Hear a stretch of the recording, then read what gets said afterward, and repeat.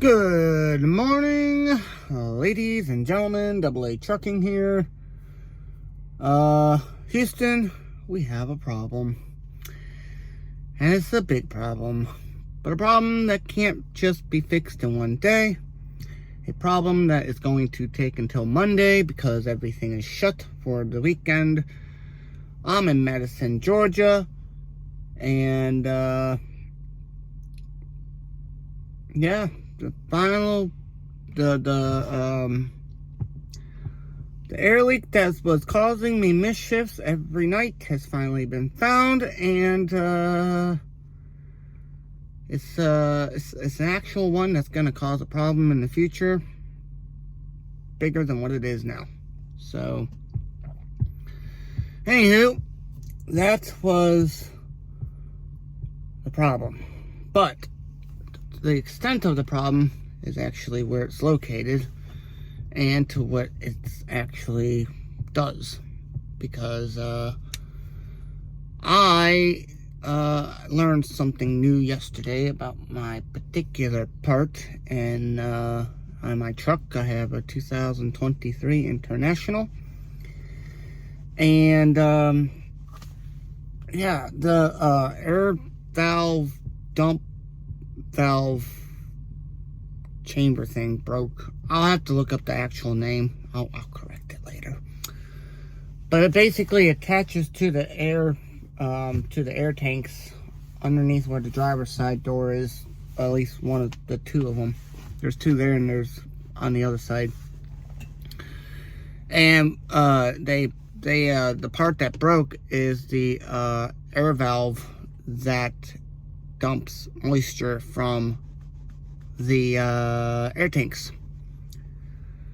So, let me explain how this started. So, basically a couple days ago, well, when I first got the truck, I noticed there was a problem the next day because I noticed that my air gauge had to refill up with air after sitting overnight, because I don't idle the truck when I don't need to. You know, me costing my own fuel there. I wasn't going to idle the truck. Saves me on gas and saves the engine hours. And then I found out that, alright, well, let's take this truck in and get it serviced, get it inspected, get everything looked at, get everything tidied up, everything cleaned out, everything good, right? I went to the shop and told them about the problem, and they said they couldn't find no air leak. That it's just fine. It'll probably fix itself. It's nothing to worry about. Well, that is something to worry about, as it turns out later on today. But, excuse me while I drink my coffee. By the way, I'm at the Love's Travel Stop in Madison, Georgia. And every night since then, it's gotten a little bit worse and a little bit worse and a little bit worse. And yesterday was the worst when I woke up that morning after I had a load to go down to Atlanta, Georgia and deliver to Walmart's distribution center in Atlanta, Georgia. So I did that. But I noticed that it got really bad and it needed to be finally taken a look at when I parked for the night before to do my 10-hour break. I was in the northern part of Georgia, about an hour and a half away from Walmart's distribution center. Shut down for the night and woke up with about 20 PSIs in both my air tanks, or in both my air supply reservoir. In my main gauge, it had 20, and my secondary, it had 20, and I'm like, that's not good. It's never been that low before. I mean, it was properly low, and I only sat for 10 hours, so I'm like, there's something wrong. Now, the problem, though, that it may be is that when I'm driving, it keeps up the air pressure, but it does lose air pressure when I'm at a stop sign, ever so slightly. It does have a hard time trying to keep up for the most part. It has to keep up a little bit harder than it needs to be. But your air compressor in your engine, it constantly runs. And when your air tanks are full, it pushes the rest of the air that it makes into the engine. So that's good. So when I noticed that problem, I'm like, okay, I have to go to the shop and get it looked at. There's just no ifs, ands, or buts. Well, I'm like, I noticed my 34-hour clock, my 70-hour clock was really low. So I'm like, I know I'm not going to run the rest of the day, so I'm going to find a Love's Travel Stop and look for the problem, have them look for it, because I will not want to drive with this problem continuously getting worse. I have the time, have them look at it, and do your 34-hour reset, you know. So that was a decision I made. Called my DM and told them what was going on, and obviously it being the weekend crew, they're like, okay, whatever. Put in a DVIR. For those who don't know, a DVIR is my fancy way of saying Daily Vehicle Inspection Report. Now, I do one every morning, one for the trailer and one for the truck, before I even start driving. It's like me confirming my little pre-trip. I also have like a little checklist here that I go through for the most part. And actually, does that have the part on here? Hold on one second.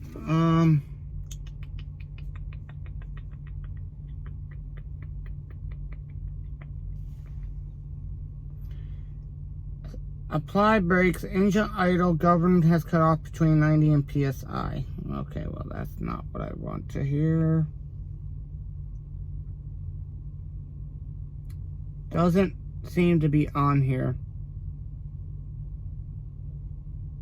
Oh, bleed air tanks. There it is. Anyway, it's not on there, I don't think.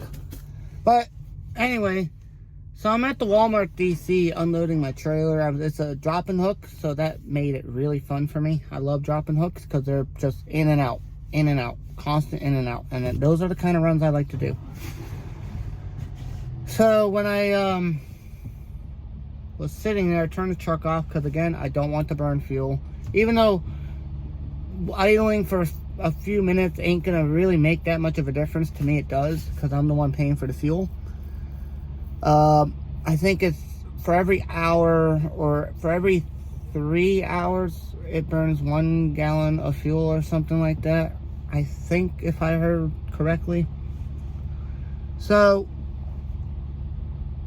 I got back in the truck, and then my air brake system came on again, warning me of low air pressure. I'm like, that was quick. That was like 25 minutes, because I also did my paperwork.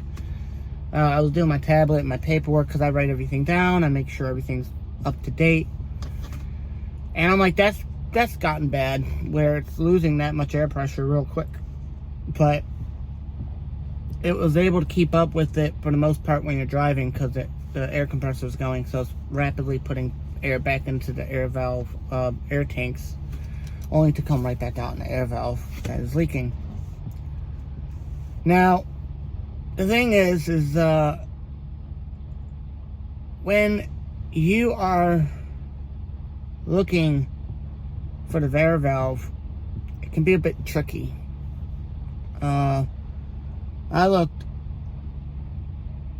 everywhere for the issue the day before, a couple days before. For those who are on my live stream, they'll see me that I was hunting for this air leak, could not find it at all. And I didn't check underneath the tractor because I didn't hear anything, so I didn't have any reason to crawl underneath my tractor and look at everything. Wish I kind of would have, because then I could probably have found the air leak. But again, it was gonna be a hard thing to spot anyway, unless you're really knowing what system you're looking at and what airlines and everything. You gotta know your air system to really spot anything and have really good hearing to hear anything. Or you have a spray bottle and start spraying things and seeing what causes the air leak. Didn't have either one of those, so that's why, excuse me for a minute. But, so we got that done. And, I'm sitting here and I'm like, cool. So I get to the Lowe's, I check in, I put in a breakdown request at 11 o'clock in the morning.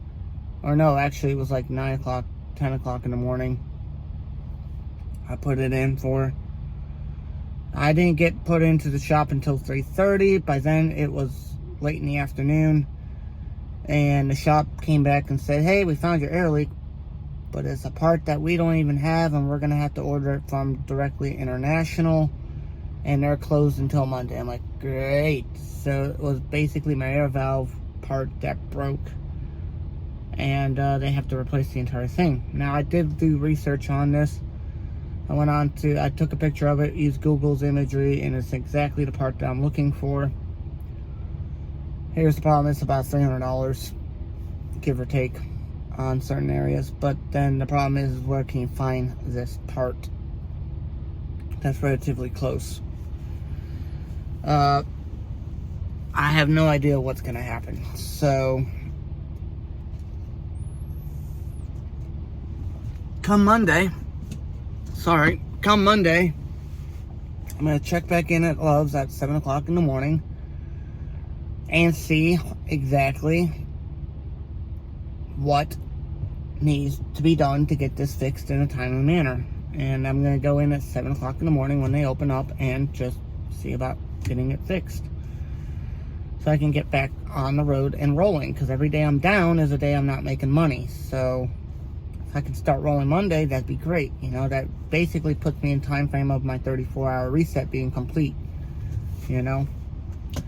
And if I have to sit an extra day, it's one day I lose money. So I'm going to have to hightail it through the rest of the week to get loads in and out for me. So that was the problem that we have right now, and that's the problem that we're facing here and now. Is it fun? No. But is it educational? Absolutely. It's a part that is very interesting part, because the mechanic comes in and says, your dump valves for your air tanks are capped off. I'm like, okay, why are they capped off, and how do I drain my tanks to let out moisture? And I actually didn't put two and two together until I realized, you great political buffoon, me calling myself a buffoon, that's an air dump valve for moisture. It's automatically done. It's electronically done. It's ran by a computer that does it for you. You don't have to do it manually no more. I didn't think anything of it. Well, I'll be the first to tell you, I couldn't tell you where the part was located, because I wanted to locate it myself and actually find it and see what I'm looking at here, where it's located on the truck. You know, when you have to go back to a mechanic and ask him that question, you make yourself look like a complete buffoon.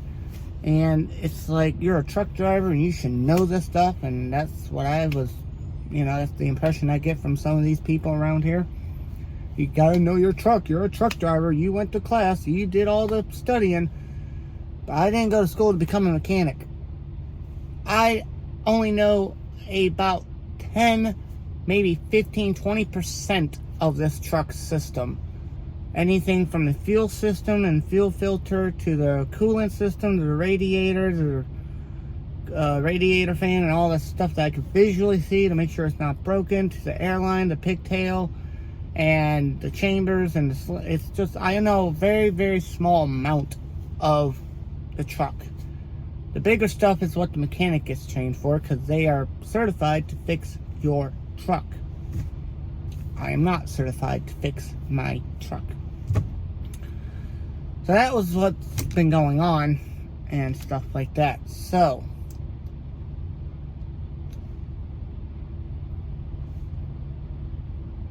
I thought I was going to sneeze there for a minute, but apparently I did not sneeze, so that's good. And then I have my cat, Atlantis, who absolutely loves to wake me up at 3 o'clock in the morning, and she sleeps throughout most of the day when we're sitting, so that's fun too.